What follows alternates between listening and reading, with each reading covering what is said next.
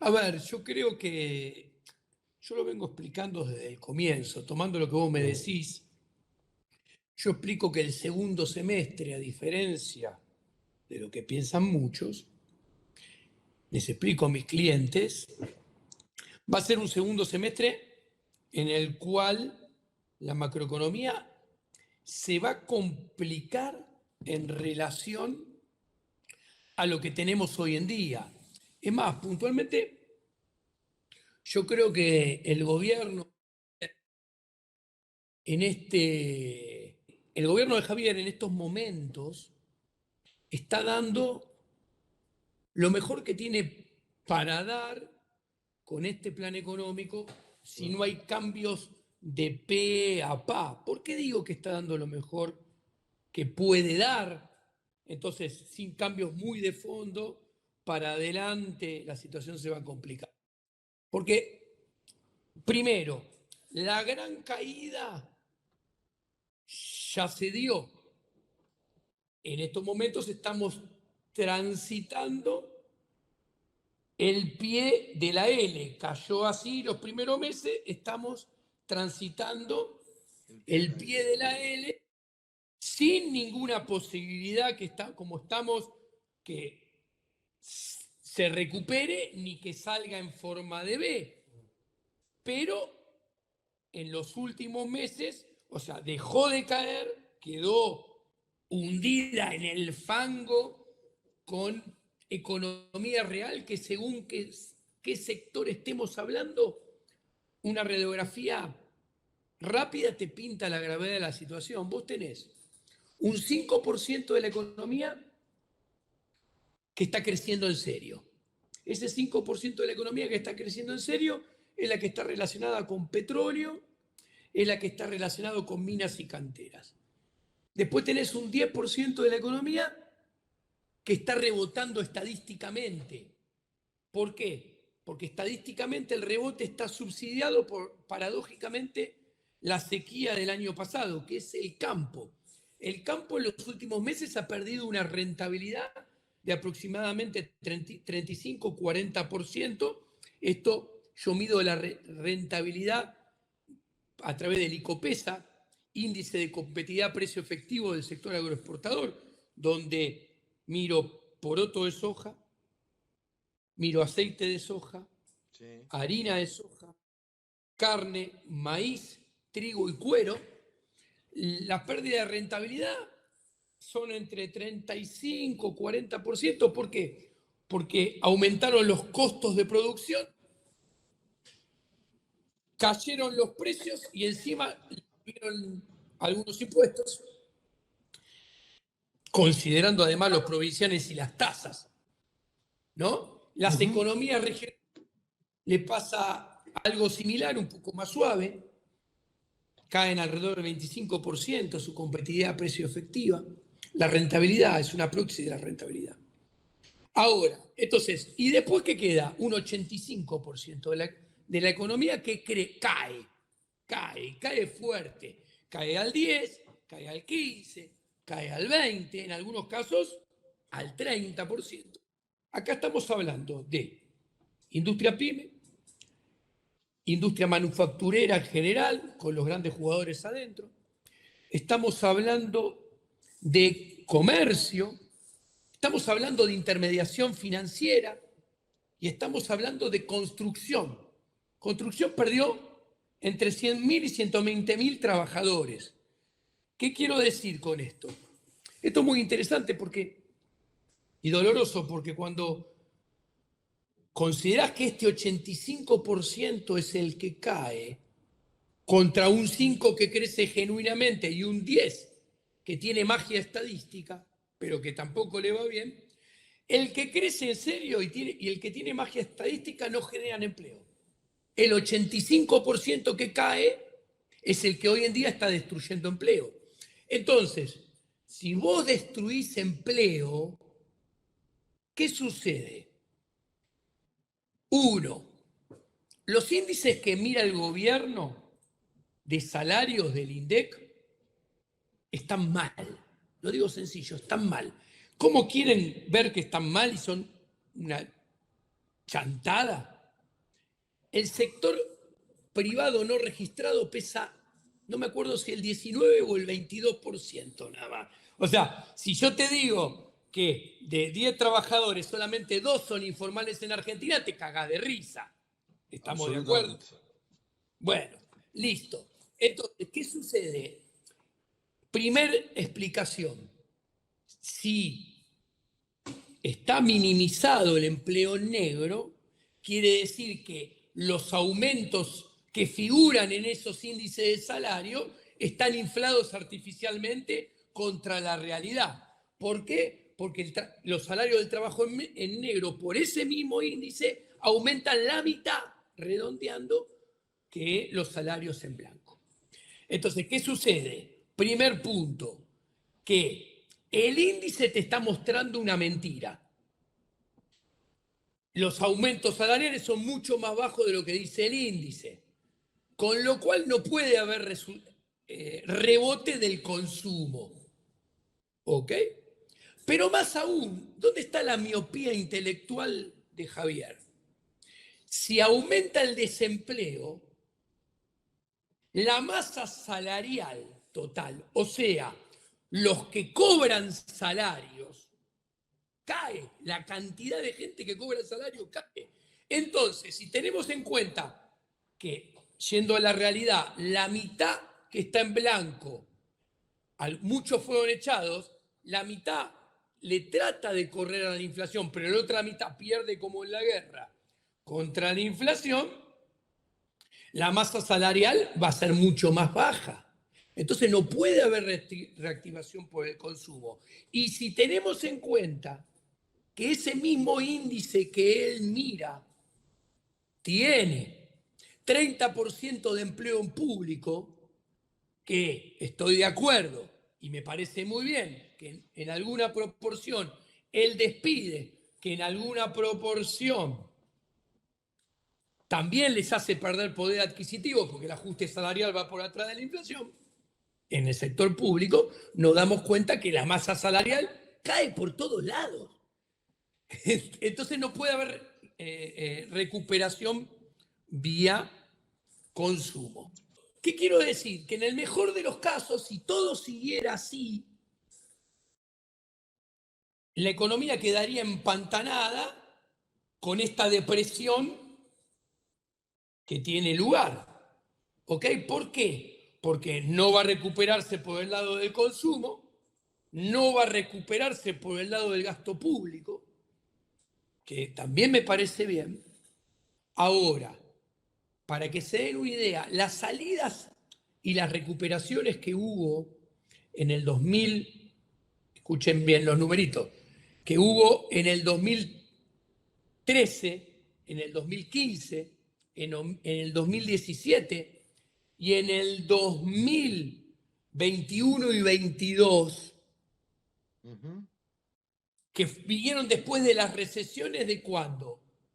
De los años pares, del 2012, del 2014, del 2016, después del 2018-2019, que fueron años que ¿qué sucedió? Hubo devaluación, se aceleró la inflación y cayó el PBI todos esos años. ¿Cómo está sucediendo hoy en día? Entonces, las recuperaciones posteriores, en todos esos eventos pasados que acabo de mencionar, en un 85% estuvieron explicadas por la política de gasto público expansiva financiada con emisión monetaria.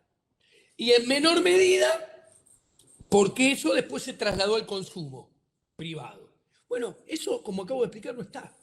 Ahora, entonces, ¿cuál es la única variable que podría haber desde la economía real para ver una reactivación? La inversión. ¿Cuál es el problema? Cuando yo voy a los números de hoy en día, en los primeros 5 meses del año, Javier Milei, su gobierno, tiene los peores de inversión en términos del PBI de todos los últimos presidentes, desde Néstor Kirchner para acá. ¿Ok? Tenemos una relación inversión, formación bruta de capital, PBI, medido por Orlando Ferreres, de Fausto Spotorno, que es asesor de Javier, del 14% del PBI. A ver, esto quiere decir que hay destrucción de capital físico. Hay máquinas que se están rompiendo y que no se arreglan. Hay máquinas que habría que reemplazar por nuevas máquinas y que ni por casualidad. Y cuando yo miro esto, la inversión tiene 3 componentes: construcción, inversión en equipo nacional, inversión en equipo privado. Privado, perdón. Y tenemos el 50% de la capacidad instalada. Que está Ahí voy a eso. Primero, en los primeros 5 meses del año cae igual que en el último mes. O sea, quiere decir que la caída no se modera absolutamente nada. Además, ¿quién va a invertir en una economía en la cual el nivel de actividad está aproximadamente un 30% por debajo de lo que solía estar a finales del 2023 y más alto y más bajo que a mediados del 2022, y donde, por ejemplo, la industria manufacturera está utilizando una capacidad instalada de en torno al 52%. O sea, eso es un 23 puntos porcentuales por debajo del pleno empleo, que se lo considera el 75. Entonces, resumiendo, y las exportaciones tampoco van a poder generar recuperación. ¿Por qué? Porque los precios internacionales caen, porque los principales productos de exportación han tenido mala cosecha, una cosecha regular, mediocre, y como si esto fuera poco, Argentina es carísima. Con este tipo de cambio no le sirve ni a los que producen para el mercado doméstico, ni para los que producen para el mercado externo. Concretamente, ninguna de las variables que te pueden gatillar un dinamismo económico: gasto público, por decisión política, que me parece bien; consumo privado, por lo que expliqué antes; inversión, por lo que acabo de mencionar; y exportaciones, por lo último que dije. Ninguna de las 4 variables te puede disparar crecimiento. Ahora, ¿por qué digo que es lo mejor? Estamos viviendo, y los últimos meses fueron lo mejor. ¿Por qué? Repito, la caída fuerte ya había pasado y queda empantanada, y va a quedar empantanada donde estamos, pero estaba vendiendo estabilidad del tipo de cambio. Y de la mano de la estabilidad del tipo de cambio estaba vendiendo que la inflación caía y bajaba. Y como se prolonga fuerte la recesión, la aceleración de la baja de la inflación se acentuó, y la inflación, que venía bajando lento, pasó a bajar más rápido. ¿Cuál es el problema? Que acá empiezan los nubarrones monetarios. Y los nubarrones monetarios hay que entenderlos porque los economistas no los comprenden, y por ende, como no lo comprenden ellos, no se lo explican a la audiencia. A ver, ¿por qué la inflación bajó, el dólar bajó, hubo estabilidad de tipo de cambio, para decirlo concretamente, febrero, marzo y abril? Y teníamos que el dólar, redondeando, había bajado de 1.300 a 1.250, de 1.250 a 1.000, o 950 inclusive. Porque se había desplomado la oferta de base monetaria y se había desplomado la oferta de agregados monetarios más amplios como M2. Es más, se había desplomado más la cantidad de dinero que la economía real. Entonces, eso contribuyó a que se desplome el tipo de cambio. ¿Cuál es el problema? Hay un punto en mayo y empieza a haber una gran expansión de base monetaria por un lado y de agregados monetarios más amplios por el otro, y de crédito. Y esto es un gran problema para la estabilidad monetaria y de tipo de cambio. Explico, ¿qué está sucediendo? Cuando yo tomo el último mes, yo me encuentro que si hago último dato, que lo hice ayer en realidad esto, que era 14 de junio contra 14 de mayo, me encuentro que los plazos fijos cayeron 1,2%. Hay una caída de los plazos fijos nominal, cuando los plazos fijos pagan una tasa de interés. Sí, sí, todos a cuentas a la vista. Hay una gran caída en términos reales en el último mes de los depósitos a plazo fijo.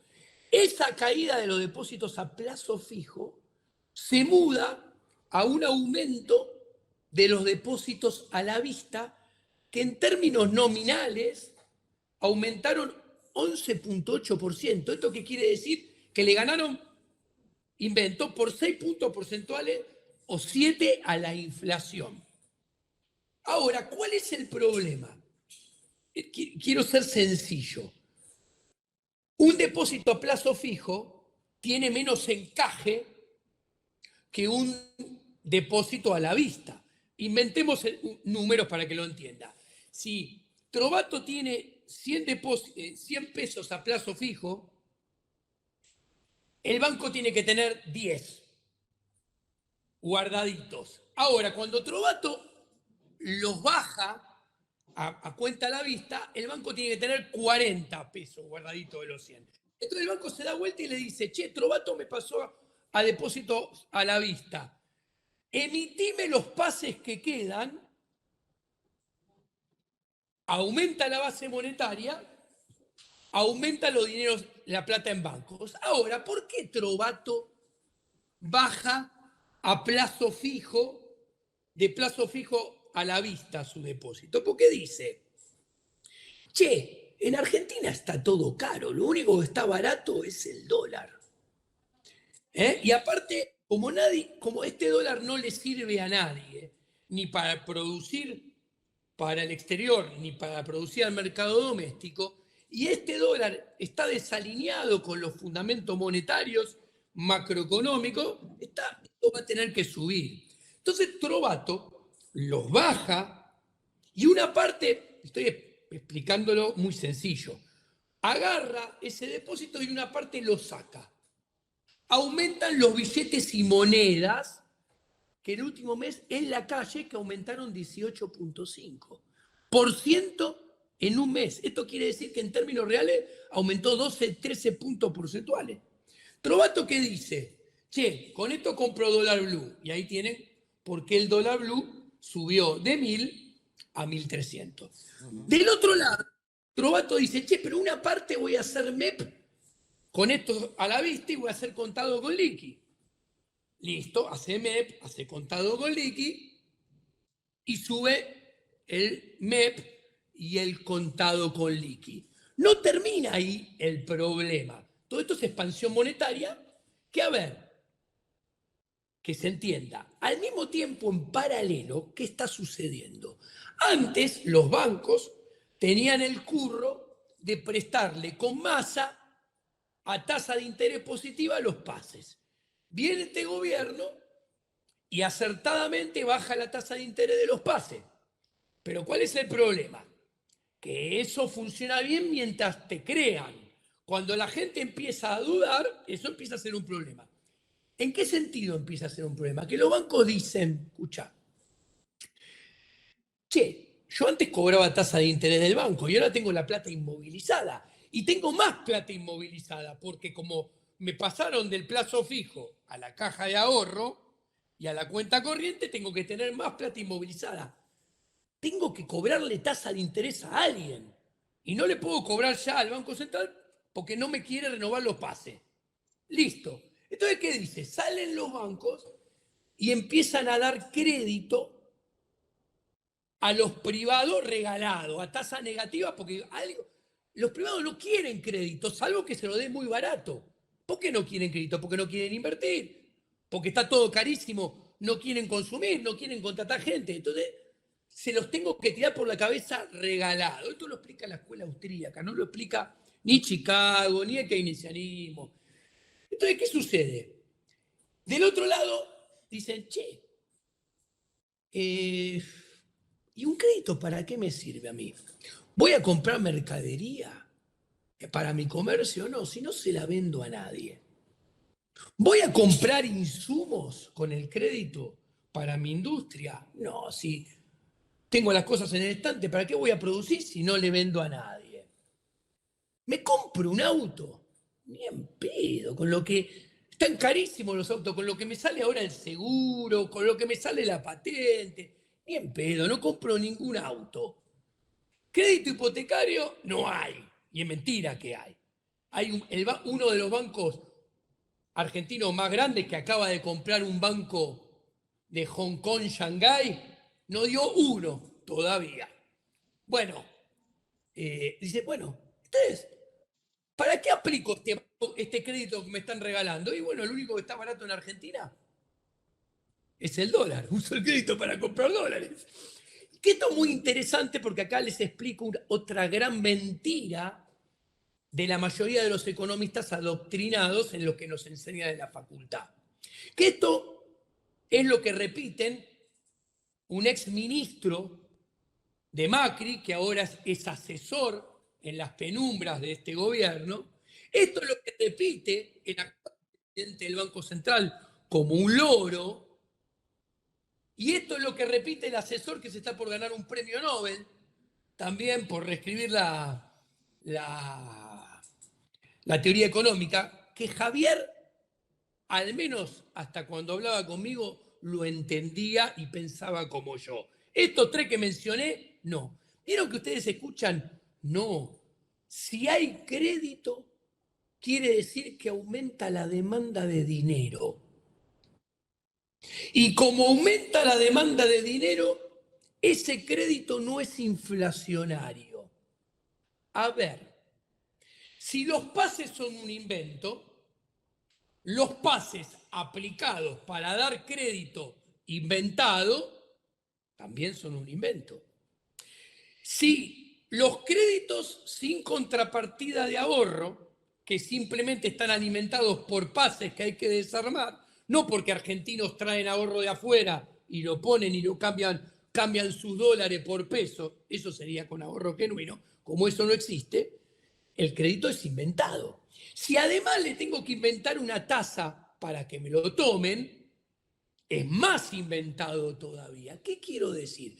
Que en este contexto, si sacan los créditos para comprar dólares, como está pasando y se ve en el gráfico que publiqué hoy en Twitter, te das cuenta que vos tenés un aumento de oferta de base monetaria, un aumento de oferta de agregados monetarios más amplios como M2, un aumento de crédito con caída de demanda de dinero y con aumento de crédito y de masa monetaria sin contrapartida de crecimiento de producción de bienes y servicios. Y te agrego Cuando algo más, te agrego sí, algo más. Ayer el Banco Central dio de baja una resolución que está bien, o sea, va en el camino correcto. A mí me parece que fue una cuestión temporal en la que le está pifiando, porque ahora al campo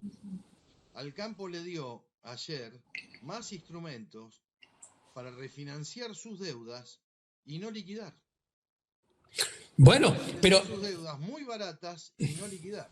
Porque antes tenían que pero tener un 5% de la producción, únicamente un 5% parada de la producción para poder acceder a esos créditos. Ahora no, ahora pueden tener todo en cero bolsa y refinanciar sus deudas. Y lo estamos viendo día a día que el campo no liquida. acá está, Marcelo, No recompra reserva. acá está el punto que lo que vos decís es exactamente lo mismo que digo yo. Es otro crédito inventado porque le tienen que aplicar la plata a alguien y ahora le tocó con esta resolución al campo. ¿Y el campo qué va a hacer? Te lo digo porque conozco a jugadores del campo. Bienvenido sea. Si antes no te iba a vender $1, ahora directamente utilizo eso, no solamente para no venderte, sino para dolarizarme, te dicen. Entonces, ¿qué sucede? Esto, más temprano que tarde, en la película de mediano plazo, va a traer aumento del tipo de cambio. Ahora, el aumento del tipo de cambio, con caída de la demanda de dinero y nivel de actividad empantanado en un nivel de depresión o de recesión muy fuerte, el nombre lo de menos, más aún con cepo, te va a generar un desequilibrio, primero, de exceso de demanda en el mercado cambiario, que como contrapartida del otro lado va a tener un exceso de oferta en el mercado de dinero. ¿Esto qué quiere decir? Que en el mercado de cambio va a implicar un salto, una suba pronunciada, mayores que los 300 mangos que subió el dólar en los últimos meses, en el último mes y medio, más adelante en el tiempo. Ese salto del tipo de cambio después se va a repercutir primero en una suba de precios mayoristas y después, más tarde, en una suba y aceleración de precios minoristas, que como esto digo que Javier lo entendía, de hecho lo dijo en el IAEF, ¿esto qué implica? Esto, cuando él se burla del pass-through, yo también teóricamente, conceptualmente me burlo. ¿Por qué? Porque esto no es otra cosa que un cambio de precios relativos con un efecto redistributivo. Y yo te dije, primero sube el tipo de cambio, después los mayoristas, después los minoristas. ¿Te nombré los salarios? No, no te nombré los salarios vienen después todavía. Con lo cual, ahí cuando suceda esto, se corre además el riesgo de que esa base de la L deje de ser paralela al eje de las X y se corre el riesgo que vuelva a caer. Entonces, por eso, por todo esto, es que menciono que corremos el riesgo de que la segunda mitad de este año, en algún momento, se complica en relación a lo que vivimos hasta ahora, que lo vamos a empezar a extrañar, Sí. lo que vivimos ahora en relación a lo que viene en los próximos meses. Porque Ahora, aparte... lo que yo no puedo entender, ¿sabes qué es? Sí, El famoso triple 2, ¿no? Que querían converger 2% de crawling, 2% de tasa de interés y 2% de inflación mensual. sí. Sabiendo que tenés una debilidad política manifiesta y que tenés a unos bebés de pecho, que es el círculo rojo, que dicen, flaco, vos me querés hacer converger todo al 2%, querés que yo desahorre, que desarme mi patrimonio personal para no echar gente, o sea, me querés obligar a vender el canuto para reactivar la economía. Bueno, A mí eso nunca me cerró. La bueno. otra parte que no me cierra es por qué, si en un mercado que teóricamente el Banco Central no tiene por qué meterse, que es en el dólar contado con liquidación y el dólar MEP, ¿por qué no lo liberás? ¿Por qué no arrancás por ahí? Bueno, acá las respuestas están todas interconectadas y es interesante mirarlas como un todo. Lo primero, voy a decir una cuestión de fondo. A ver, la ingeniería monetaria en particular, la ingeniería monetaria socialista en particular, y la ingeniería macroeconómica socialista en general, como explica muy bien von Mises en su libro Socialismo, está condenada a fracasar. Ahora, ¿Por qué hablo de ingeniería socialista? Porque, a ver, agarrar una variable como el tipo de cambio, que es la resultante de interacción de miles, de cientos de miles de agentes económicos privados comprando y vendiendo divisas. ¿Ok? Y pretender que vaya al 2%. Pretender que el nivel general de precios y su variación, que lo explico, nadie ve el nivel general de precios, nadie ve su variación, porque eso es todos los precios de la economía. Nosotros vemos la estimación del nivel general de precios y la estimación de la variación del nivel general de precios que inventa el INDEC. ¿Ok? ¿Por qué digo esta diferencia? Porque el nivel general de precios son todos los precios de la economía y detrás de todos los precios de la economía, de vuelta, están cientos de miles, millones de personas poniendo sus precios a lo que cada uno hace. Entonces, tratar de que todo eso se mueva al 2, así como tratar que el tipo de cambio se mueva al 2, es una ingeniería socialista a la cual no se atrevió ni Lenin. Ahora, sigo peor aún. Manejar la tasa de interés, que es, Javier en el IAEF se llena la boca de la tasa vixeliana y acusa que mover la tasa de interés y determinarla es peor que Moreno. ¿Por qué? Porque es controlar los precios presentes y futuros. Te cuento. Si yo te digo, che, Trova, dame mira, no te meto ni el dinero para que vean que es un fenómeno de la economía real. Che, Trova, dame, vos hoy, ahora te podrías comer ese paquete de galletitas de 10 galletitas. Y yo te digo, Trova, posterga tu consumo presente, no te comas las 10 galletitas. Dámelas a mí. Yo te las doy en el futuro. ¿Cuántas galletitas querés? Vos me vas a decir, no, en el futuro tráeme 12, 14 galletitas. O sea, ¿qué quiero decir? Si me pedís 14, la tasa de interés es 14 sobre 10, 40. Vos vas a cambiar algo presente solamente por lo mismo en mayor cantidad en el futuro. ¿Por qué? Porque en el medio no sabes si te vas a morir y la galletita no te la vas a poder comer. Entonces, si no te doy más, te la vas a comer todas ahora. ¿Por qué explico esto? Porque el Banco Central pone la tasa de interés en un lugar negativo, en un umbral negativo. O sea, va contra la esencia del ser humano.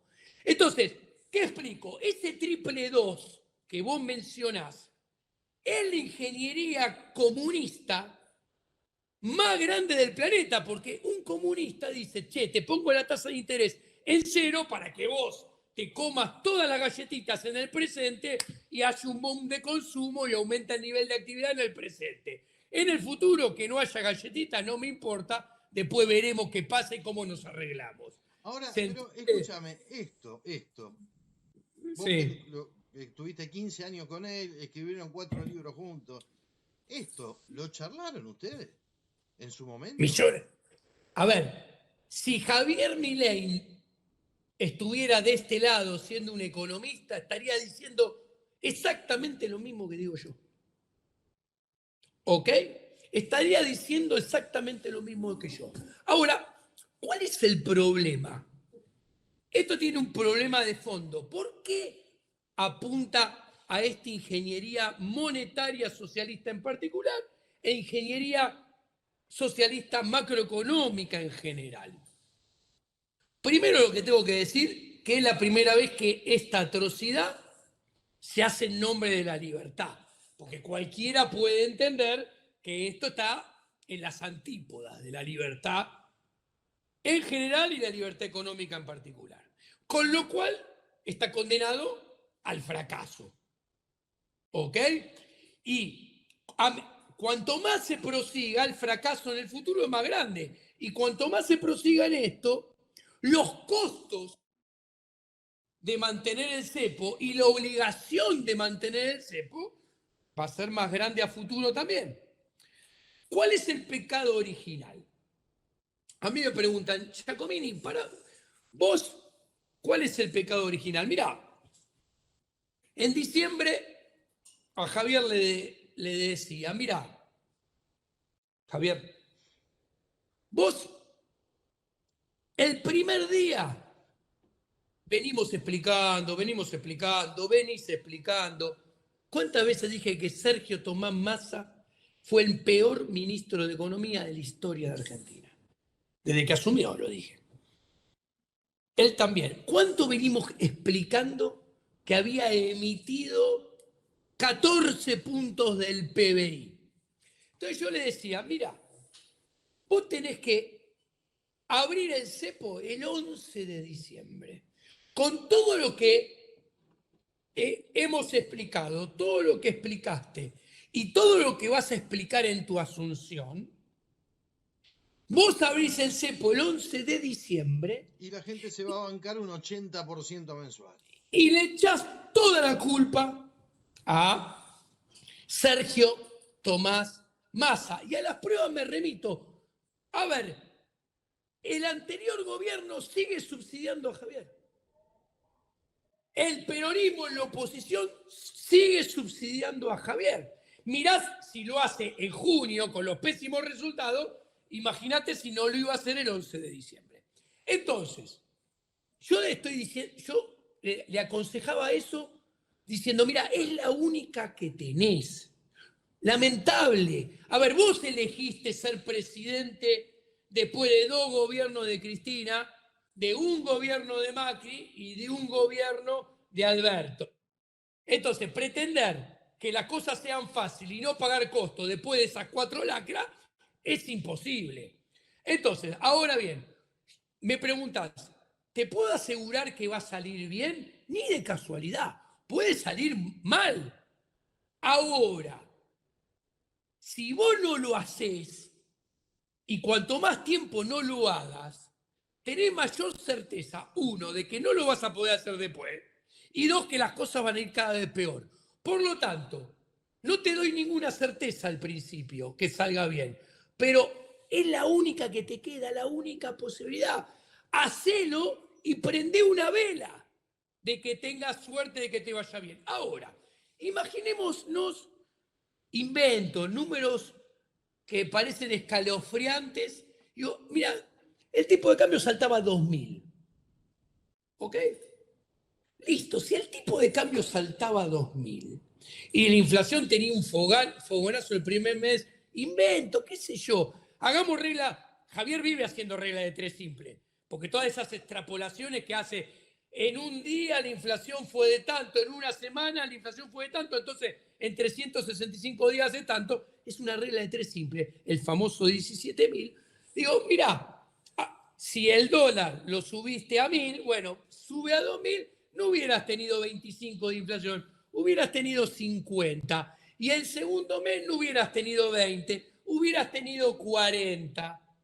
Ahora, ¿qué sucede? El salto del poder adquisitivo del dólar con la apertura del cepo, que no hiciste, primer error, más un Riggi solito, sin nada estrafalario de esas leyes, de estos que sacaste el video con la ley viajando de 700 hojas desde la Casa de Gobierno al Congreso, un Riggi solo, con el dólar salteando a 2000, más el tipo de cambio volando a 2000, hubiera hecho que gente de afuera y que los argentinos escupieran dólares en serio. Probablemente, no lo sé, pero más chance que ahora seguro en ese comienzo. Y el tipo de cambio hubiera bajado de ese 2000, no sé, qué sé yo. Es un ejemplo que estoy dando. Es A mí contrafáctico, pero hubiera pasado lo que quizá pasó. ahora, esto no es contrafáctico, esto es teoría económica y contrafáctico, pero porque te estoy sacando trabas, te estoy levantando el cepo, tenés un tipo de cambio con poder adquisitivo fuerte, entonces el dólar te rendía. Ahora, esto no es contrafáctico. ¿Por qué no lo hace? porque prioriza, primero, porque prioriza mantenerse cómodo en su puesto durante 1, 2, 3, 4, 5, 6, 7 meses, como ahora, pudiendo dar vueltas por el mundo sin afrontar el hipotético riesgo de un escenario que se le complicaba al principio. Y no estaba dispuesto él al principio. Y no estaba dispuesto él como persona, como burócrata estatal, correr el riesgo de enfrentar un escenario más traumático que tuviera más posibilidades que lo eyectaran a él del cargo. Lo cual es un error intelectual. ¿Por qué? Porque las probabilidades de que te eyecten del cargo crecen a medida que no soluciones las cosas, a medida que se complique, porque vas perdiendo credibilidad y reputación a medida que pasan los meses. Al principio, ¿quién te iba a eyectar del cargo si venías con toda la reputación y credibilidad? No de cualquier político, del tipo sin prontuario, del tipo que viene de afuera de la política y del tipo que actúa como piensa y como dijo. Porque habló siempre contra los impuestos, habló siempre contra el cepo, habló siempre de las reformas estructurales de fondo y el comienzo, abrir el cepo, ¿ok? Poner el RIGI, eran reformas estructurales en serio y una sola, para que vengan inversiones. Entonces, ahora, la miopía está en que él, y lo repito, lo dije, por cagón, por preservar su asiento y su puesto, no hizo nada de lo que tenía que hacer. En lugar de arriesgar y de vuelta en línea con la acción humana. Porque la acción humana que tanto explica la escuela austríaca es riesgo y incertidumbre. Con un ejemplo se entiende. Si el ser humano por miedo no salía de la cueva para cazar, se moría de hambre. Si el ser humano por miedo y riesgo no probaba inventar aviones, porque a ver si se caía y se mataba, el ser humano seguiría sin volar.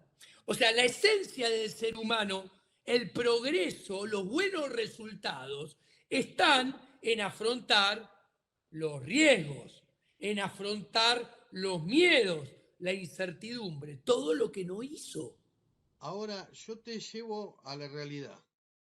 Cuando Sí. quise decir contrafáctico, me refería a un punto en especial que ya no vale la pena volver. Pero digo, ahora, en septiembre nos tenemos que juntar con el Fondo Monetario Internacional y tenemos que llevar un programa. Guita Gopinac, Sí. por más que Javier se le haya agarrado con el chileno, con Rodrigo Valdés, Luis Cuvedú y Guita Gopinac le pusieron la firma a lo que escribió Rodrigo Valdés. O sea, y nos están pidiendo tasas reales positivas, levantar el cepo, sacar dólar blend, entre las principales cosas que les está pidiendo para poder recomponer reservas. Ahora, yo digo, tras un paralelo, esta semana me estuve acordando, ¿vos te acordás de tanto que se quiere parecer a Menem, Milei, o se habla también de él? ¿Te acordás que Menem, antes de llegar al plan de convertibilidad, se comió una hiper? Sí. Yo creo que ahora, esto para mí era un plan de contingencia, un plan de emergencia que se agotó. Está absolutamente agotado. Sí. Y cada día lo vemos porque el Banco Central no puede recomponer reservas. O sea, recompuso 17.000, de las 17.000 se quedó con 11.000, quedó reservas negativas en cero. No tiene reservas negativas, reservas netas cero. Y emitió una base monetaria para comprar Y esos emitió una dólares. base monetaria. Pero digo, ahora, para mí no le queda otra chance que hacer lo que tendría que haber hecho el 11 de diciembre. Levantar el cepo y a ver si la gente se la banca, porque creo que todavía, al no haber alternativa de gobernabilidad del otro lado, y como la gente ve que la inflación está bajando, si él sale y explica lo que está pasando, miren, no, el campo no me liquida porque no logré crear las condiciones, tengo que hacerlo lo inevitable, que es liberar el tipo de cambio, colocar un tipo de cambio competitivo, porque tengo que cerrar, le tengo que pagar a los bonistas, le tengo que pagar al fondo, tengo que cerrar un nuevo programa con el Fondo Monetario Internacional. Bueno, y se tiene que jugar, porque si no, no tiene salida. Bueno, vamos a explicar. Vamos punto por punto. Primero, a la gente le cuento. Al FMI le debemos, números redondos, 45.000 millones de dólares que tienen que ser pagados en su totalidad en los próximos 10 años. Les recuerdo, ya los refinancié una vez. Deberíamos estar terminando de pagar los 45.000 millones de dólares ahora y no pagamos nada neto, y en los próximos 10 años vencen, hay que pagar los 45.000 millones del FMI. Sí, de acá a 2025, a fin de 2025, tenemos 20.000, entre bonistas y fondos, 20.000 millones. Pero ahora voy a eso, voy ordenando uno por uno. Segundo, a los bonistas Ley Nueva York le debemos 65.000 millones de dólares. El 80% de esos 65.000 millones de dólares hay que pagarlos cohabitando con el pago al FMI. O sea, ¿qué quiere decir? Que en los próximos 10 años hay que pagarlo a estos dos acreedores, redondeando solamente 100.000 millones de dólares. No termina, o sea, y son acreedores que compiten por los dólares de Argentina. No termina ahí. Este gobierno de Javier Milei, en 6 meses, ¿ya?, 60.000 millones de dólares. ¿Ok? Sí. Por Dólar Link, el SER, el Dual. El Bopreal. Y otras yerbas. El Bopreal que aumentó 115%, pasó de 5.000 a 11.000 millones de dólares, redondeando. ¿Qué quiero decir con esto? Punto número 1. Si todos estos compiten por los dólares y en el gobierno de Javier Milei, antes del canje de deuda del Banco Central por deuda al Tesoro, Argentina, de acá a que termine este gobierno, tiene que pagar total al tipo de cambio oficial de hoy 215.000 millones de dólares. Yo realmente veo como una locura que el FMI le dé más dólares frescos a este gobierno, porque tiene muy en claro que él no va a cobrar los 45, que hay altas chances que los bonistas no cobren, que hay altas chances que el resto de los tenedores de deuda no cobren, porque Argentina de acá que se vaya a Milei sin tener en cuenta el canje de deuda, tiene que pagar de vencimientos 3/4 de PBI en 3 años y medio. O sea, Argentina va a un default derechito. Javier Milei estaría diciendo lo mismo que yo. De hecho, yo lo dije en Intratables hace algunos años con Macri y terminamos en default y me dijeron irresponsable temerario. Y el monto de la deuda era 1/4 de esto, de los vencimientos. Y Milei, cuando le mostré yo los números, dijo, uy, tenés razón. Bueno, listo. O sea, vamos hacia esto. Paso a la segunda pregunta, a tu segunda observación. ¿No le queda otra? Y te cuento, yo lo conozco a Javier. Javier odia pagar costos. Es cagón para pagar costos. ¿De dónde se ve que es cagón para pagar costos? A la prueba me remito. No quiso abrir el cepo cuando era mejor abrirlo que ahora. Con lo cual, existen chances que si nadie le da $1 Obviamente, si le prestaran 15.000, 20.000 millones de dólares, abriría el cepo.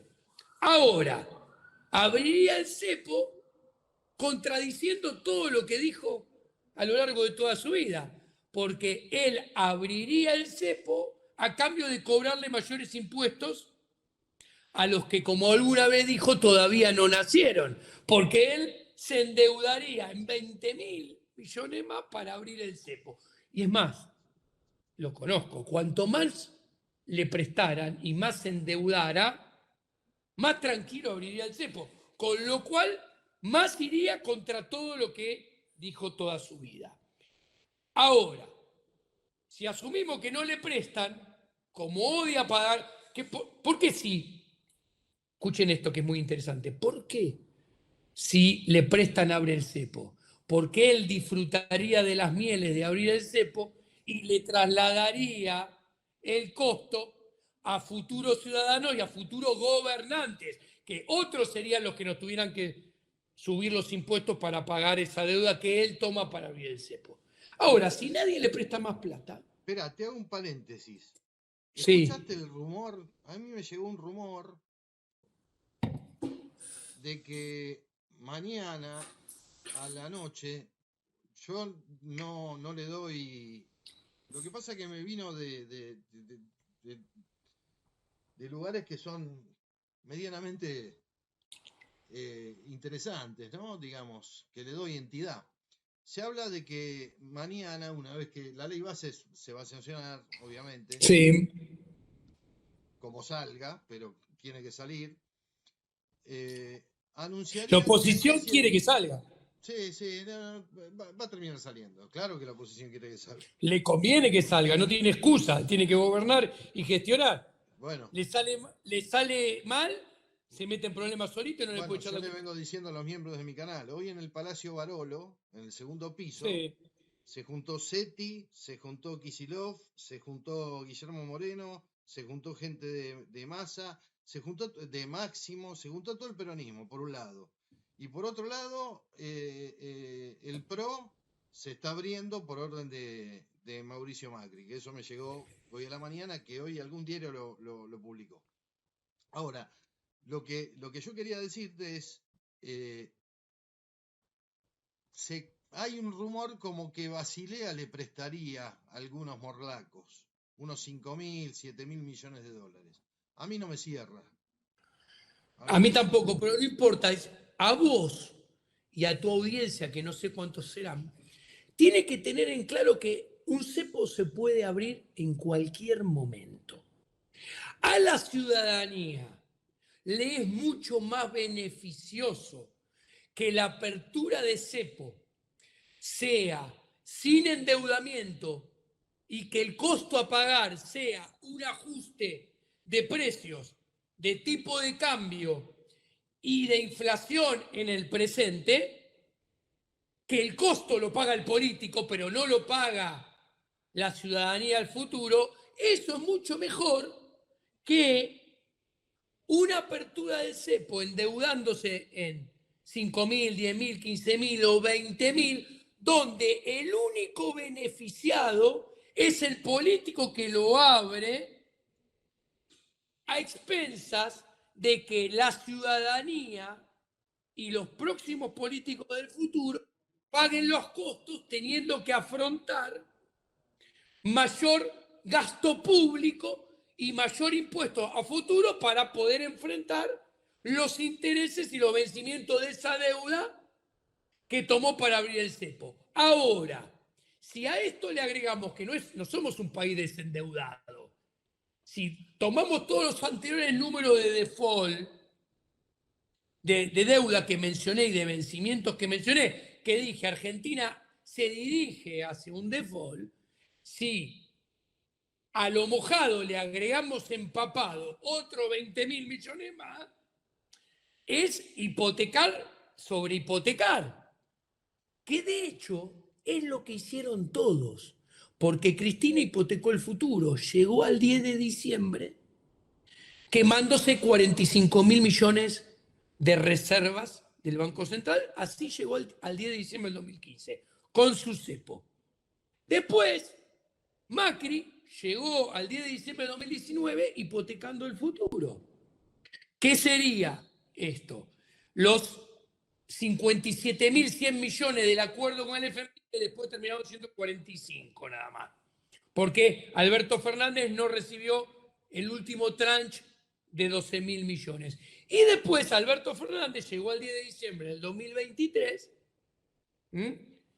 hipotecando el futuro. ¿Por qué? Porque no pagó ninguna deuda de la que tenía que pagar, bonistas, Ley Nueva York, FMI, y pateó todas concentrando sus vencimientos a partir del gobierno que le seguía a él. Este caso sería récord, porque tendríamos un gobierno que sería el de Javier Milei, que en el primer año estaría aumentando, en el primer semestre, 60.000 millones de dólares de la deuda en 6 meses, más 20.000 o 15.000 para abrir el cepo en el mes número 7 o octavo, para poder transitar el primer año.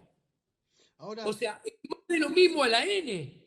ahora Es vos, mucho mejor y barato un ajuste vía precio, tipo de cambio e inflación para abrir el cepo, que es lo que hay que hacer, que endeudarnos a futuro.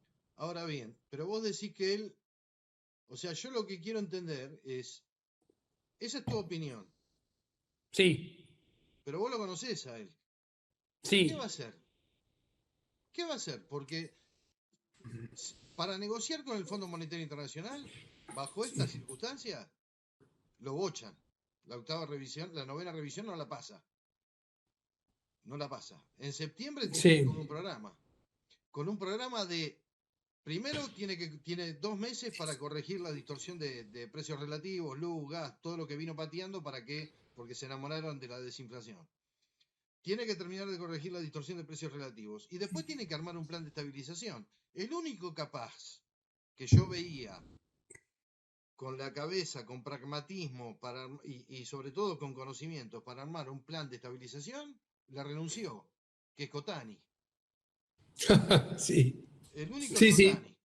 O sea, que hoy no tiene en el staff de economía a alguien que, que sea capaz de armar un programa de estabilización, un plan económico con una agenda, con un sendero de productividad, un sendero de, de- de los caminos de Si inversión. tuviera, si tuviera alguien, el Toto Caputo ya no sería ministro de Economía y Bausiri no sería presidente del Banco Central. La revelación que no tiene nadie es que los dos siguen en el cargo. ¿Ok? Dicho esto, yo creo que como no le gusta asumir costos, hay una probabilidad nada menor que en la tendencia siga haciendo lo que está haciendo porque no quiere pagar costos, le tiene terror a pagar ese costo. ¿Ok? Si sigue haciendo lo que está haciendo, podría venir una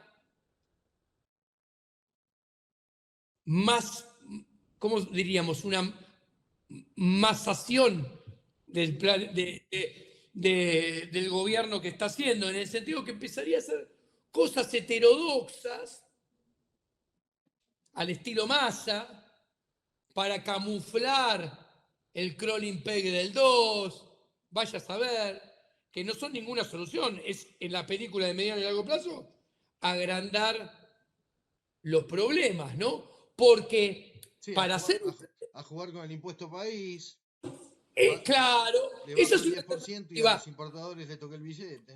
Cambiar el crawling peg, que parece, si acelera el crawling peg, otra alternativa, luce como algo que sirve las primeras semanas, los primeros meses, pero después te meten otro problemón. Ahora la inflación va a subir. Eso es una alternativa. La otra alternativa es seguir incumpliendo lo que dijo toda su vida, porque antes de un plan de estabilización en esta coyuntura va a tener que romper contratos. Romper contratos son romper contratos de deuda, porque, a ver, una deuda indexada por tipo de cambio, una deuda indexada por inflación, es un seguro al default futuro, porque Ya un nunca contrato, ya un contrato rompió. El de la mesa de tarifa, decís, ¿a cuál te Claro. referís? Y el pago a Camesa, Mm. que le pagó con Ahí los tenés. 6.38. Ya un contrato rompió. Ahora, cuando vos ves que una alternativa es una intensificación de lo que está haciendo que lo lleva a hacer un más a dos, otra alternativa es romper más contratos, ahí entendemos que lo mejor, sin significar que salía bien, vuelve a ser al comienzo del mandato, debería haber tomado el toro por las astas y no lo hizo. Y ahora se metió en un callejón sin salida donde va a tener que pagar en la película más costos que el que pagó hoy en día. Porque, a ver, si él hacía eso a principio de mandato, el dólar subía más, la inflación se aceleraba más, pero atenti, esos fogonazos probablemente la economía no estaría cayendo como está cayendo, empantanada, en una depresión como estaría de empantanada a esta altura de junio, julio y agosto, como va a pasar. Yo creo, ¿sabes qué creo yo? A ver si, corregime si estoy equivocado. ¿Te acordás cuando él dijo que el peso era excremento? Él Sí, quiso generar, él quiso asumir con una hiper y no lo logró. Quiso asumir con una hiper y no lo logró. Quizá ahí se hubiera animado a, a levantar el cepo de entrada porque ya la hiper estaba desatada. En cambio, de esta manera, asumiendo y levantando el cepo, no quiso pagar el costo político. Ahora yo digo, yo no encuentro alternativa. Eso es lo que me vuelve loco, a lo mejor por ignorante, porque yo no soy un economista profesional, soy apenas un analista financiero. Digo, yo no le veo otra alternativa a que ahora lo tenga que hacer. Es decir, cambiar sí, obvio. cambiar la Cuanto más, microeconomía y decir, todavía la imagen positiva la mantiene, no hay alternativa de gobernabilidad a la vista, o sea, no tenés un partido político que diga, salvo Moreno, que te dice tenemos un plan de gobierno, pero digamos, la imagen de Moreno no crece. Digamos, me parece que todavía tiene chance de jugársela y decir, bueno, hasta acá llegué, tengo que cerrar con el fondo, libero el cepo, corrijo la distorsión de precios relativos, se me vuelve a ir la inflación y a bancarla. Yo creo que la gente no sería un problema y el Círculo Rojo festejaría. bueno, a ver, Para mí eh, no sería yo, un costo, ¿entendés? yo yo le diría claramente, mira, Javiercito, hasta acá la cagaste. Porque, a ver, si el 85% de la economía está cayendo al 10, 20, 15%, y la inflación cuando termine el año, en el mejor de los escenarios, en la punta va a ser 150% y en el promedio 230%, la cagaste. Entonces, la frase que yo usaría para convencerlo es muy sencilla. Despabilate, deja de cagarla. Cuanto antes la deje de cagar, mejor. Porque, perdónenme la metáfora, la cagada va a ser cada vez más grande. Entonces, adhiero a lo que vos decís y vas a tener que pagar costo. Y jorobate.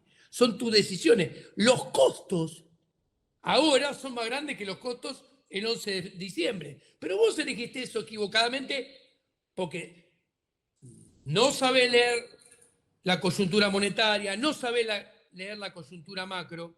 Javier nunca trabajó de analizar la macro, ¿eh? Siempre consumió todo lo mío, lo repitió como un loro, ¿eh? Entonces, y se nota que hace años no estoy. Ahora, el punto es este, claramente. Es, a ver, ¿qué le diría Javier? Escúchame, que la sociedad pretenda no pagar costos. Después de haber tenido a Cristina 1, Cristina 2, el gato y la banda que tuviste entre 2020 y 2023 es pensamiento mágico. La sociedad argentina tiene que pagar un costo enorme después de esos 20 años o 15. Pretender seguir ocultándolo debajo de la alfombra, como hiciste hasta ahora, no es otra cosa que agrandarlos a futuro. Exactamente como lo hicieron todos los otros que te antecedieron previamente. ¿El dólar va a seguir subiendo? ¿Habrá salida en forma de V, como promete el gobierno? ¿Cómo podés proteger tu trabajo, tus ingresos, tu dinero en la actualidad? Te invito a participar de mi vivo exclusivo el lunes 1 de julio a las 20 horas, solo para la comunidad de miembros del canal. Quiero que seas parte de este espacio exclusivo desde tan solo $2 por mes, haciendo clic en el botón unirse debajo del video y eligiendo cualquiera de las 3 membresías. No te quedes afuera, hay cupos limitados. Nos vemos el lunes. ¿Ok? Ahora, a mí lo que me preocupa es el entorno, porque tiene a Peaky Blinders, ¿cómo se llama? Al Peaky Blinder Santiago Caputo, la tiene a Karina, o sea, hay una parálisis de gestión total, porque hoy la A Caputo no lo conozco. ¿Eh? A Santiago Caputo no lo conozco. A Karina, conjunto vacío. Bueno, por eso, pero parte de la gestión se la está derivando, hablen con Karina, lo sabe todo el mundo, que él se ocupa de la macroeconomía y nada más, que lo demás es hablen con Karina. Digo, el entorno no veo que lo ayude, no veo a nadie que le diga, Javier, tenés que hacer esto porque todavía tenés chances de que la gente se lo aguante. Yo digo, si se lo aguantó a Menem, Sí.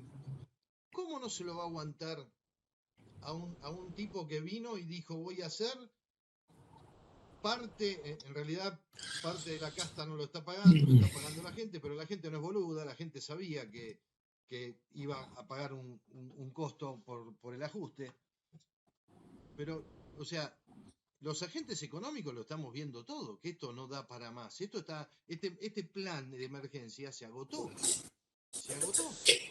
Cada día que pase, el costo a pagar va a ser más grande. Totalmente agotado. Cada día más, con lo que expliqué al comienzo de lo monetario, está claro. El costo a pagar de una apertura de cepo, cuanto más tardía, el costo va a ser más grande. Hagas lo que hagas. ¿Ok? Ahora, ¿endeudarte para qué? Para que los dólares entren por una ventana. Porque esto la gente lo tiene que entender. Dice, no, porque si el FMI nos presta 20, 15, 10, 5, Basilea, el que sea. Señores, endeudarse para abrir el cepo no es otra cosa que cobrarnos, que en el futuro haya más gasto público, más intereses, más impuestos, mayor costo de capital, menor inversión, peor nivel de actividad futuro. ¿Para qué? Para que en el presente le vendan dólares a un tipo de cambio inventado a los amigos del poder y a los empresarios prebendarios, porque si vos querés, si vos abrís el cepo solamente si alguien te da dólares, ¿por qué querés que te den dólares? Para contener la subida del tipo de cambio y contener entonces la inflación, primero mayorista y minorista que vendría si no contenés el tipo de cambio. ¿Y qué es contener el tipo de cambio? Vender dólares a quien vos querés, a quien vos te parece, a un precio ficticio, inventado, muy bajo. Ahora, Lo antiliberal. Ahora, los fanáticos de Javier a vos te tildan de envidioso, de rencoroso, de resentido. Totalmente desconocen que vos, cuando él tomó la decisión de dedicarse a la política, vos decidiste dar un paso al costado. Yo lo dejo a Javier, ¿sabes? A veces que quisieron que volviera. Siempre fue no la respuesta. Y mal no te está yendo. De hecho, me consta que mal no te está yendo. A ver, primero, mi vida, envidioso. Me río mucho porque para hablarme de envidia deberían conocer mis gustos y mis preferencias. Primero, yo decidí no estar en el diagrama de la política económica. ¿Por qué? Porque soy ético. Yo hago coincidir lo que pienso con lo que digo, lo que hago. Para mí no había manera de no afrontar un costo enorme después de las últimas 4 presidencias y no había manera que con la herencia recibida más este sistema de gobierno político institucional que hay, poder hacer un programa económico que le vaya bien en lo monetario, le vaya bien en lo fiscal y en consecuencia le vaya bien en la macroeconomía. Para mí, imposible. Como me parece imposible, me corro, digo yo, en este delirio no me meto. Claro, yo no tengo ningún mesianismo, yo adoro el sector privado en serio, yo tengo una vida privada hermosa, tengo muchos amigos, amo el deporte, tengo 3 hijas, tengo familia, tengo muy... Mirá si me voy a meter a arruinar mi vida personal para el delirio de salvar la economía de un país, que es un delirio, porque somos millones de personas interactuando, pero además que desde lo teórico y desde lo ético y filosófico político estoy convencido que no hay manera. ¿Entendés? Entonces, ¿Existe la chance de que te llame? no, no, porque se lo dejé bien en claro que siempre le iba a decir que no. Siempre le iba a decir que no, porque yo sé cómo se metió en política, con quién, qué hizo, bla, bla, bla, bla, bla. Además lo conozco. Entonces, a ver, yo te voy a decir una cosa. Ese era al último, que si hay alguien para alguien que él no tiene tabla rasa, es conmigo. ¿Por qué? Porque él sabe que si me contacta y yo accedo, primero, se lo dije, vos tenés que venir a mi casa, porque si me llamás vos me estás buscando a mí, y yo no entro a ninguna oficina pública, no entro a ningún edificio público. ¿Por qué? Porque quedo escrachado en una lista de ingresos y después eso se usa para carpetazo, que ya con mi nieto, vas a tener que venir a mi casa. Segundo, vas a tener que escuchar que te diga desde lo de ético un montón de cosas que no querés escuchar. Tercero, desde lo intelectual y desde lo económico. ¿Por qué? Porque adora que le digan, el presidente de acá, si él mismo lo dice, yo estoy en otra liga cuando estaba en campaña. ¿Qué liga? Para mí sos Javiercito, boludo. O sea, a ver, ubique, cualquiera que está escuchando de otro lado, si un amigo que compartió años y años es presidente, ¿qué puede decir? Entonces, vos sos presidente, Trovato, yo digo, che, Marcelo, no seas pelotudo, la estás pifiando mal. Y si vos me venís, no, che, pará que soy el presidente, te doy 3 cachetazos. Obviamente, obviamente. Obviamente. O sea, puede ser presidente de la galaxia, que va a ser exactamente lo mismo. ¿Por qué? Porque el individuo está, para un liberal, está primero antes que nada. Y si a esto le agregas que un liberal respeta mucho más a un empresario o a un trabajador, un cuentapropista, que a cualquier político, ni hablar. ¿Viste? Entonces, él tiene muy en claro, él no tiene que escuchar todo esto, porque ya lo sabe. Entonces, no se va a exponer a eso. Y otra Él cosa tiene que me llama la atención es que acólicos, sí, En sí, Twitter ningún economista te contesta. ninguno, porque es Ninguno. muy sencillo, ninguno, porque les muevo toda la estantería, porque saben que cuando los economistas, el promedio no saben de filosofía política, no saben de ética, no saben qué es el Estado. Y cuando vos analizás macroeconomía en el mundo de hoy, donde el Estado es el 50% de la economía, es muy diferente el resultado al cual arribás cuando pones el análisis macro, micro y financiero debajo de todo este paraguas que yo he estudiado y que ellos ignoran por completa, a el paraguas de ellos que no tiene paraguas y se empapa de la lluvia porque no tiene ese paraguas. Entonces, ¿qué sucede? Los meto en problemas que no pueden resolver. Y el tema que explicaba al principio de esta entrevista que me estás haciendo, che, todos creen que si aumenta el crédito es porque está aumentando la demanda de dinero. Y yo se los expliqué a ustedes, y todos ustedes que no son economistas lo entendieron en 10 minutos. Lo que pasa es que ellos prefieren taparse los oídos, darse vuelta, porque ¿qué es? Entender lo que yo digo y entrar en un ida y vuelta. Primero perder intelectualmente y después darse cuenta que es disrupción cognitiva, porque todo lo que estudian no lo tienen que tirar a la basura. Ahora, saquemos a Diego Giacomini de lado. Sí. Domingo Cavallo fue el mejor presidente, el mejor ministro de Economía de la historia, dijo Javier. Dijo Javier eso. Yo no lo compartí nunca, pero dale. Bueno, pero lo dijo. Sí. Carlos Rodríguez. Se Sí. llevaba bárbaro con Carlos Rodríguez. Yo iba a tener una entrevista con Carlos Rodríguez, después me enfermé, no la tuve. La vamos a tener la semana que viene con Carlos. Ricardo Arriazu. Sí. López Murphy. Melconian. Te puedo nombrar una docena. Todos están diciendo lo mismo que estamos diciendo vos y yo. Esa gente da charlas a bancos, empresas, lo mismo que haces vos. Sí. Asesora a un montón de agentes económicos que tienen que tomar decisiones.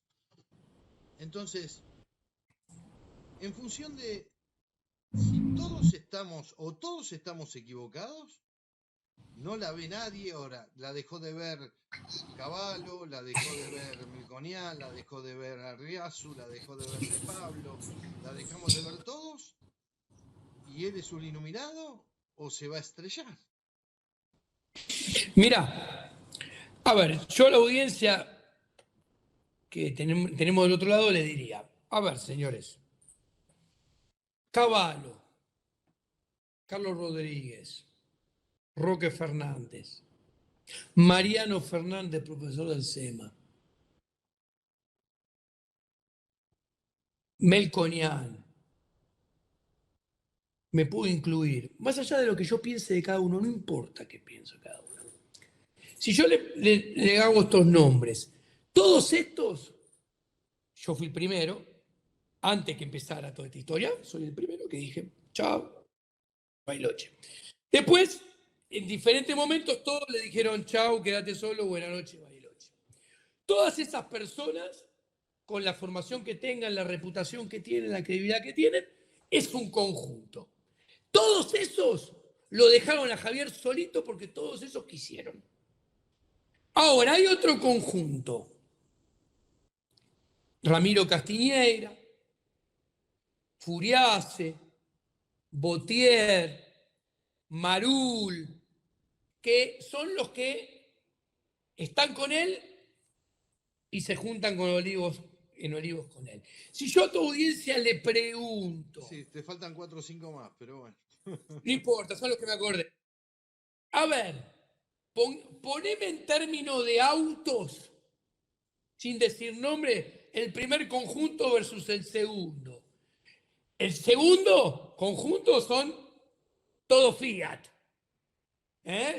Son todos Fiat. El otro, pues, según los gustos de cada uno, puede tener Audi, BM, Mercedes, lo que sea.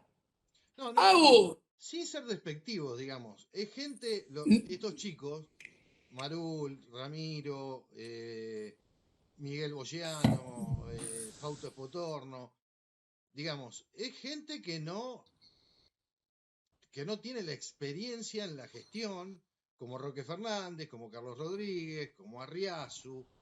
No tienen experiencia y le falta, no digo que le falta esquina, o sea, pero le falta recorrido, lógico, por la juventud. O sea, lo Bueno, mismo ahí pasó a está. nosotros hace 30 años atrás, ¿no? A ver, esto es importante porque me van a entender. Yo, de todo esto, aprendí mucho más entre los 45 y los 52 que entre los 40 y los 45. Y Claro. entre los 40 entre los 40 y los 45 había aprendido mucho más que entre los 35 y 30. Y así para abajo. Todos estos muchachos tienen 40 pirulos. A ver, ¿qué quiero decir? Es acción humana de vuelta. Son capas y capas de información, de estudio, de vivencias, de información, de ir a lo largo de 20 años a empresas de todos los tamaños, de todos los sectores, que el primer conjunto tiene y el segundo no. Ahora, yo que tengo información privilegiada, los conozco a todos y los conozco a Javier. Javier lo tiene porque le dicen sí señor, y hasta le tienen miedo.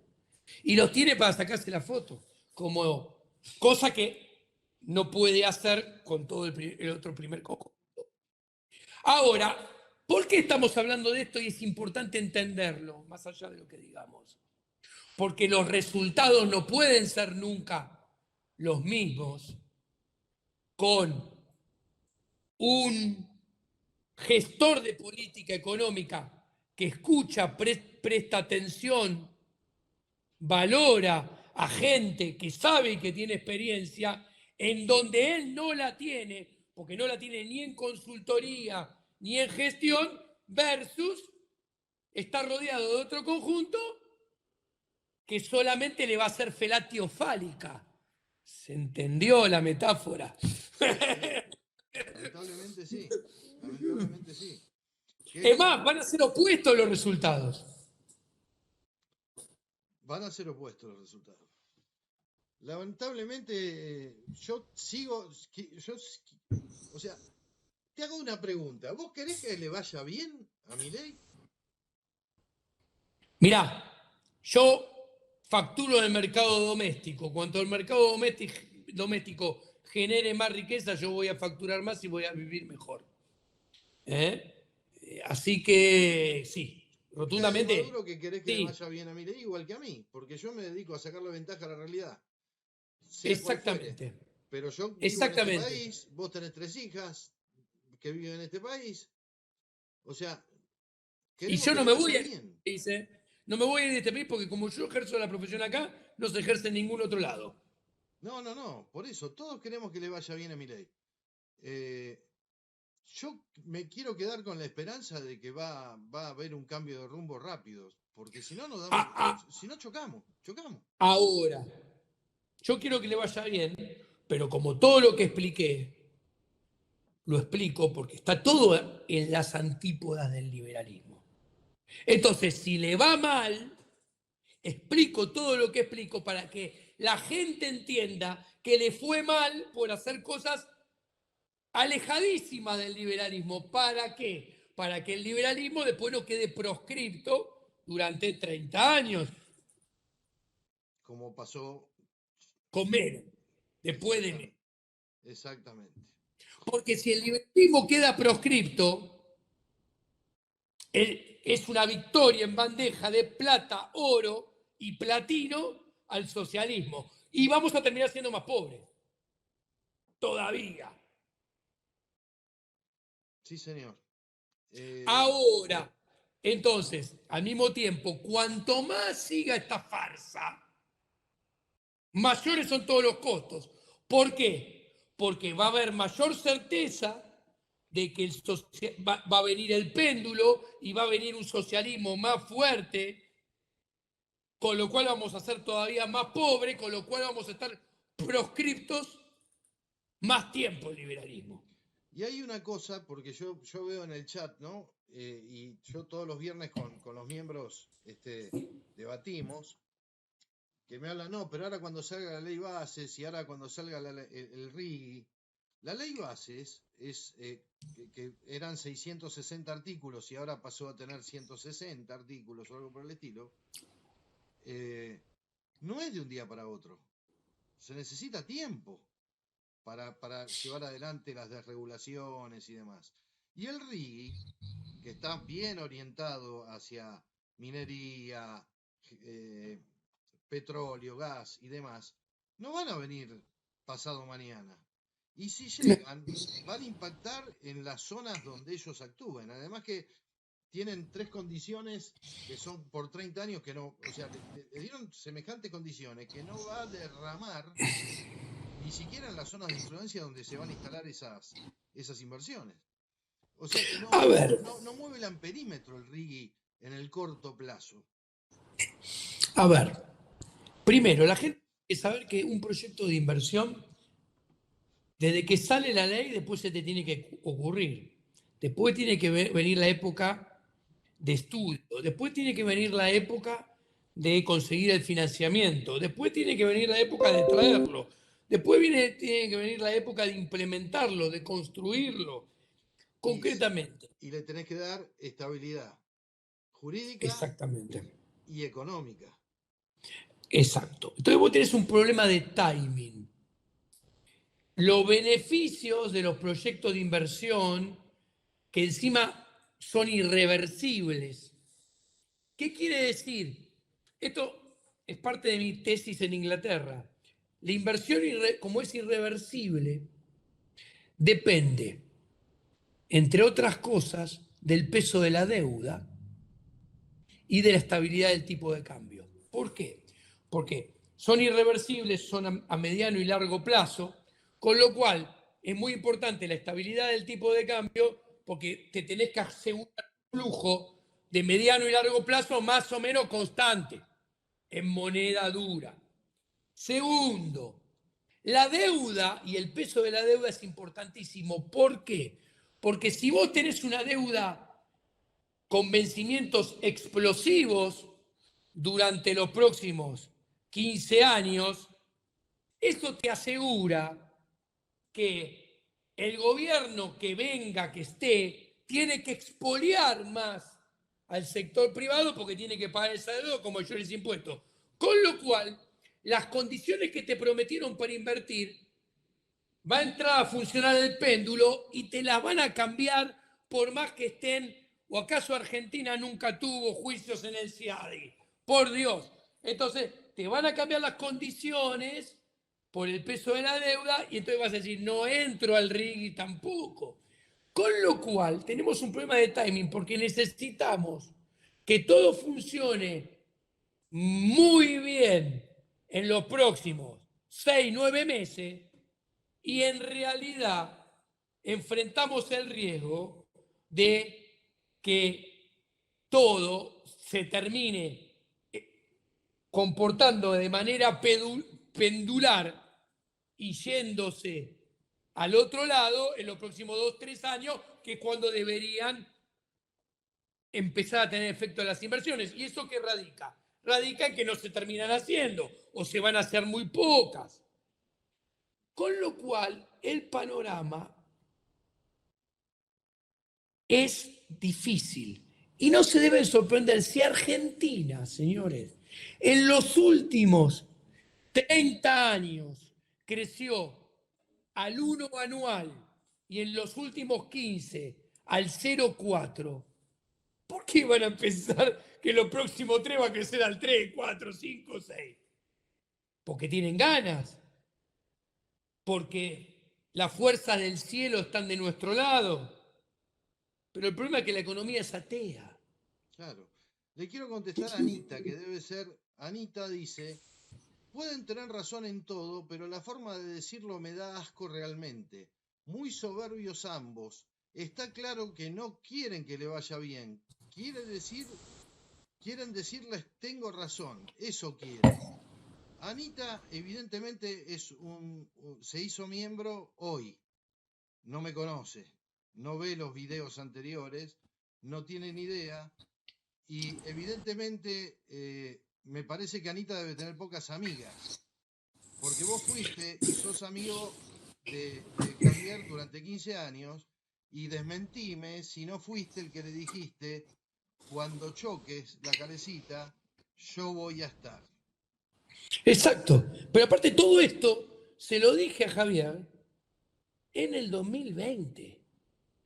Cuando yo le quise explicar, el plan motosierra está en libertad, libertad, libertad. Lo hice yo en el 2000, con los números del 2017, en el 2018, y sale en el libro Libertad, Libertad, publicado al principio de, el final del 2018, principio del 2019.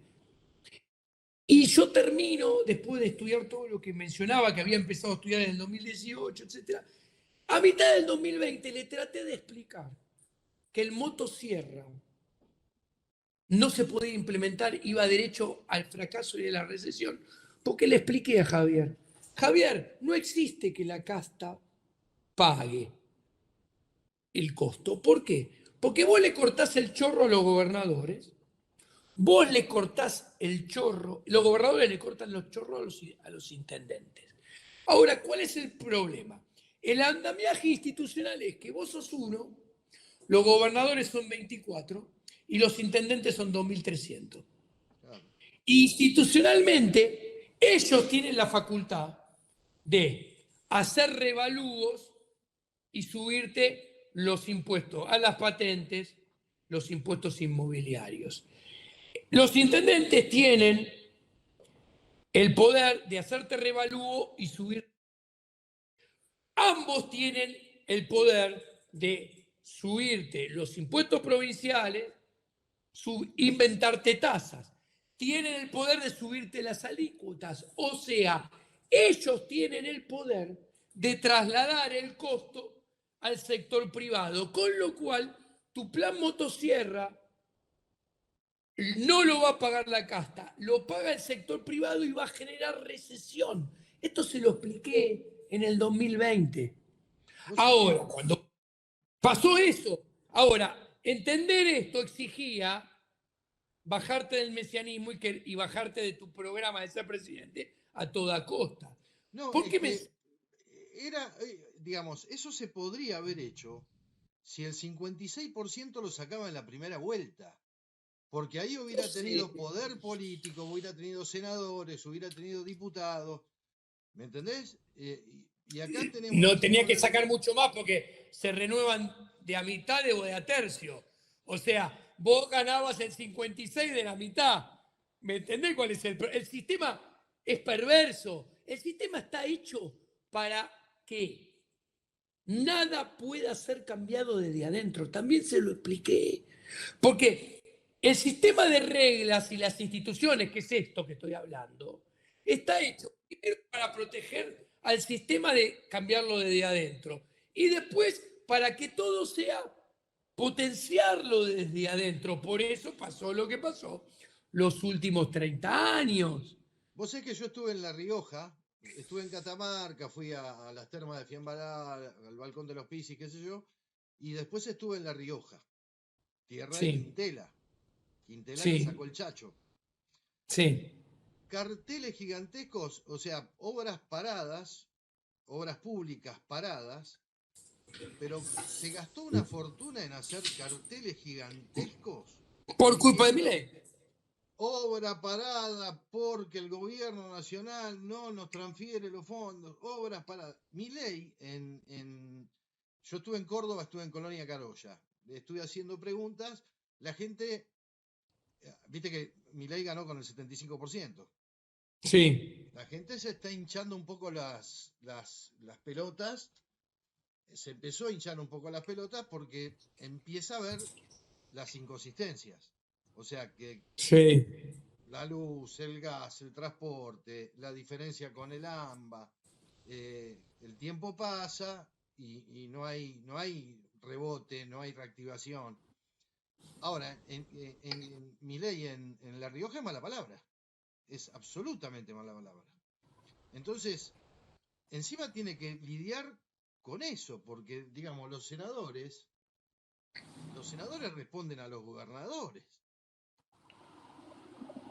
O sea, Sí, por eso yo no sé dónde viste, Anita, la soberbia.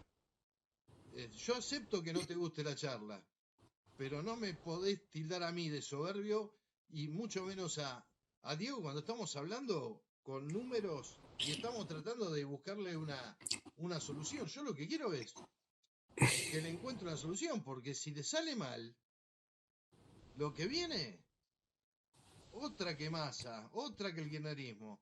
A lo mejor te viene Grabois después de esto, ¿me entendés?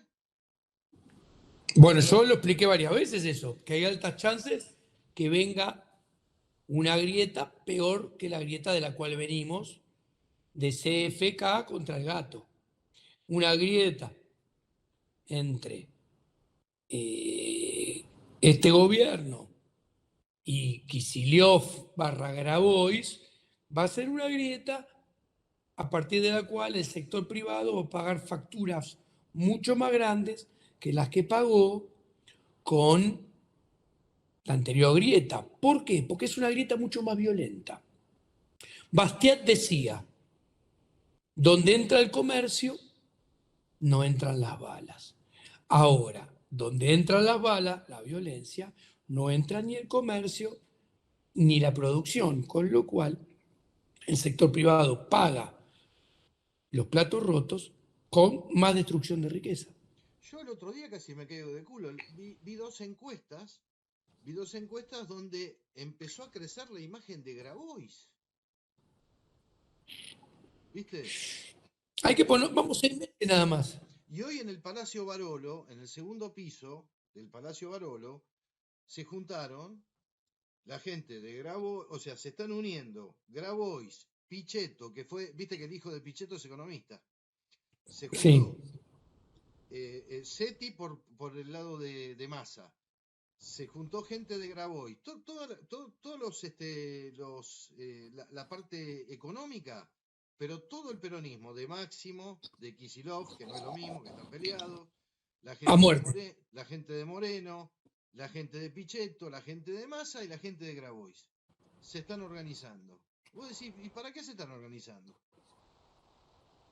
Por otro lado, salvo Pato Eh, es Bullrich, más, es más, le votan lo que tienen que votar para que le votan las cosas como se las votaron, para que le dé tiempo a Milei a seguir equivocándose y cayendo solito, y ese mismo tiempo a ellos les sirva para organizarse. ahora, por otro lado, a mí del Instituto Patria, los miembros saben que yo tengo ahí un contacto, no lo quiero mandar al frente porque si no, pero tengo un contacto. En el Instituto Patria dicen, no,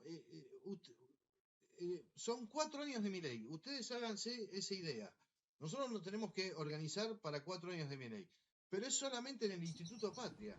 El resto del peronismo y en el macrismo, no Patricia Bullrich, sino en el macrismo, larretismo, María Eugenia Vidal, Ritondo y demás, también están armándose ante una eventual crisis social, que yo sigo sin verla por ahora, gracias a Dios. Yo creo que la gente se la sigue bancando. ¿Por qué? Sí, sí. Porque la inflación está bajando, y bueno, la reactivación va a tardar, esos todavía no se está el tema de la ley bases, le está dando chances. O sea, yo siempre digo que 6 meses de imagen positiva y un vaso de agua no se le niega a ningún presidente. Yo le tengo miedo porque yo creo que lo más fácil ya lo hicieron, que era licuar, que era pasar la motosierra, eso ya está. Ahora viene la parte más difícil, que sería lo más doloroso, y ahí tengo miedo. Yo le tengo miedo al segundo semestre. Yo veo un segundo semestre mucho peor. O sea, yo creo que lo mejor de este plan ya lo vimos. Que ahora viene lo Che, peor. exactamente, te hago una reflexión. Si vos decís que Ojalá esté pasar, equivocado. si vos decís que pasar la motosierra es fácil, imagínate lo que es volver a aumentar el gasto, lo fácil que es. Cuando entendemos esto, tomamos conciencia de lo etéreo que puede terminar siendo esto, más aún si trae pésimos resultados macroeconómicos y monetarios en todo sentido. Y ahí vemos que no hay reformas estructurales en serio. Ahora, yo creo que lo que no negocia Milei, de eso estoy convencido, que no va a negociar yo no sé si superávit, pero por lo menos el equilibrio fiscal, eso no lo va a negociar. Eso no lo va a negociar. Eh, lo que pasa es que, Lo que pasa es que no es sostenible el superávit. a ver, el superávit no es sostenible en este régimen de gobierno, con estas instituciones, por eso ningún país lo tiene. ¿Ok? Y cuando lo tuvo, a ver, estamos hablando de que los países tienen todos 3 años de superávit en 50 años.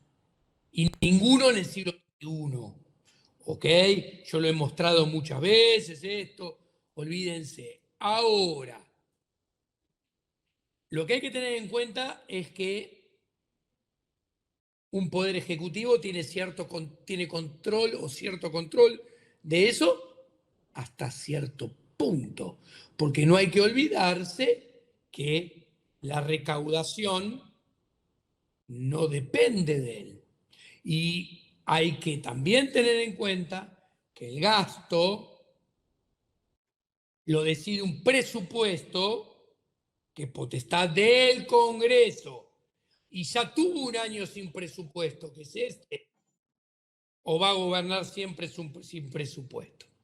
Entonces, de vuelta, uno puede tener muchas ganas de tener cierto resultado fiscal, pero tanto por el lado de los ingresos como por el lado de los egresos, las cosas no están bajo total control del Poder Ejecutivo.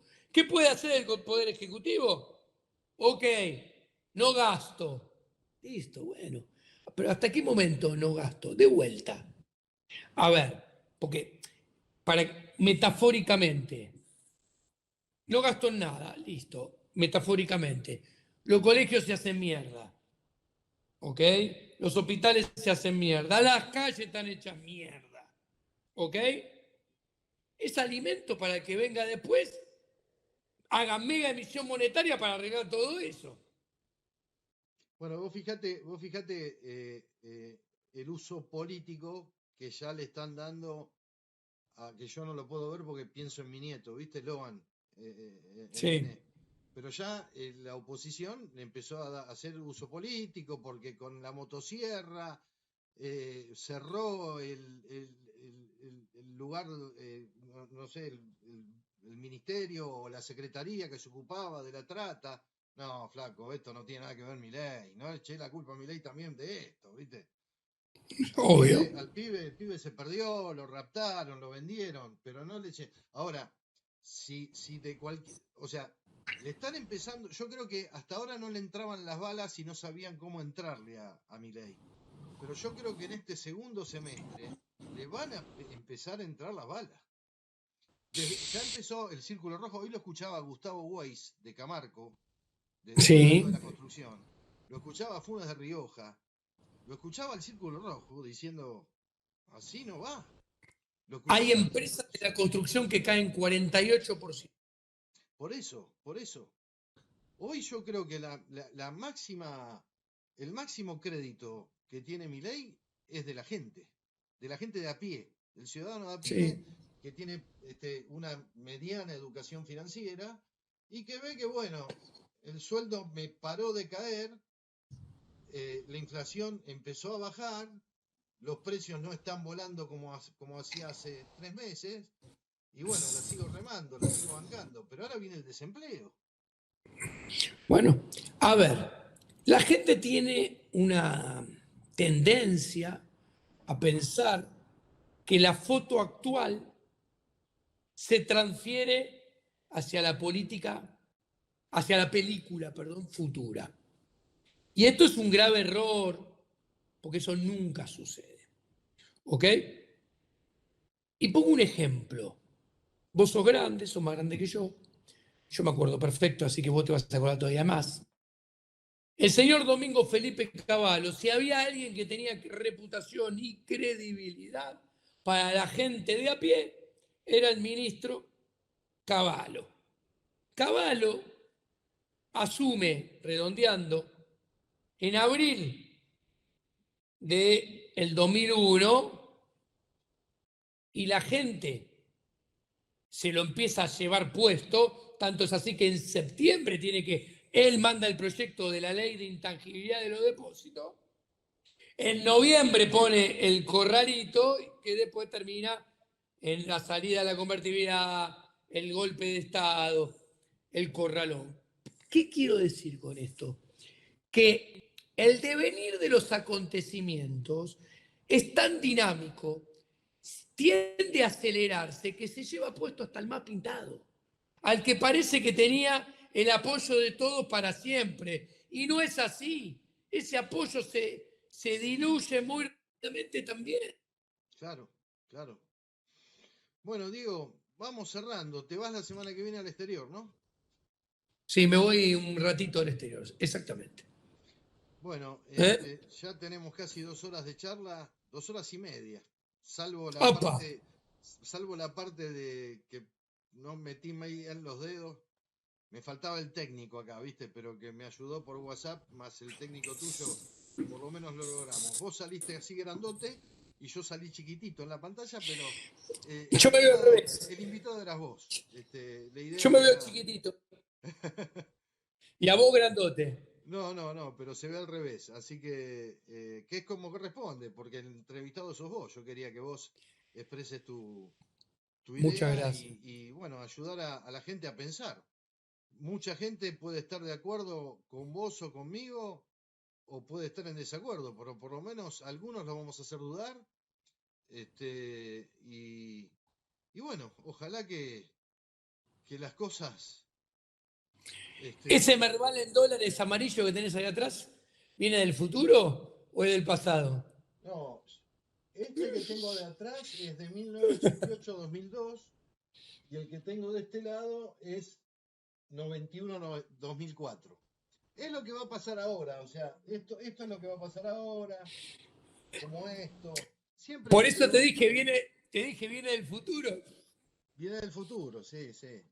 Bueno, yo ya le vengo avisando mucho a los miembros de mi canal, este, de lo que va a pasar con el Merval y la realidad me está dando la razón.